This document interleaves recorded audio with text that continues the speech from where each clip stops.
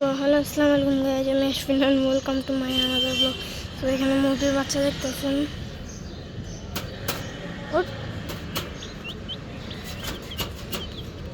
সেই মানে যে এই ফার্মের একটা দেখতেছেন, ফার্মের বাচ্চা।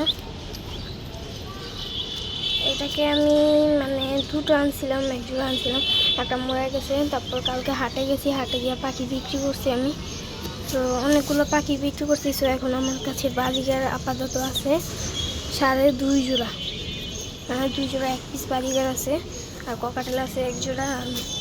তারপর কালকে হাটে গিয়ে পাখি বিক্রি করে আর কোনো পাখি কিনিনি, টাকা রেখে দিছি। তো এই যে তারপরে এই যে লাল মুরগির বাচ্চা কিনে আনছি, ফার্মের পাইনি। এই যে এটাও লাল মুরগি, লাল মুরগি, লাল মুরগি মারে।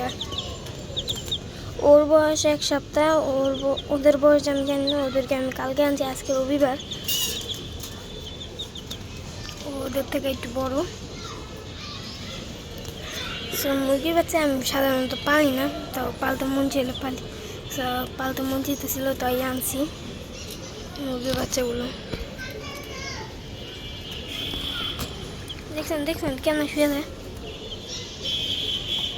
ওরা শুয়ে থাকে রোদের ভিতরে, গেলেই সবটি শুয়ে থাকে।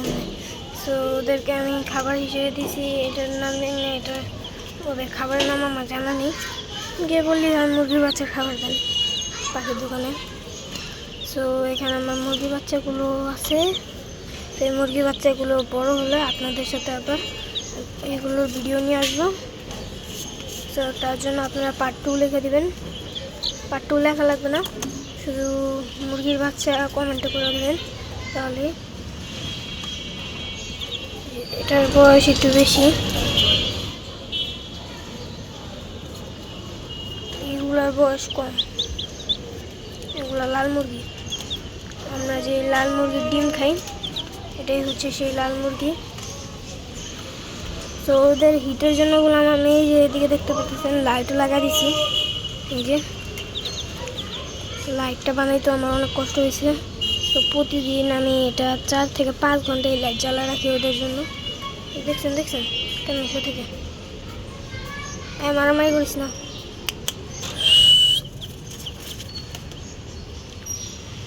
সো আমার লাউডলি বললাম, এখন মোবাইলের রিংটং দেয়। সো এখন ক্যামেরা দেখলেও আবার রিংটং দিবে না। যদি রিংটং আবার কোনো সময় দেয়, তাহলে আমি ভিডিও করে রেখে দেবো। ওদের সবাইকে দেখেন, সবাই এদিকে আরামসে শুয়ে থাকে। সো আজকের জন্য এই পর্যন্তই ভিডিওটা ছিল। আমার মুরগির বাচ্চাগুলো কীরকম লাগছে অবশ্যই কমেন্টে বলে যাবেন, এবং আজকের জন্য এই পর্যন্তই। আসি, আসসালামু আলাইকুম।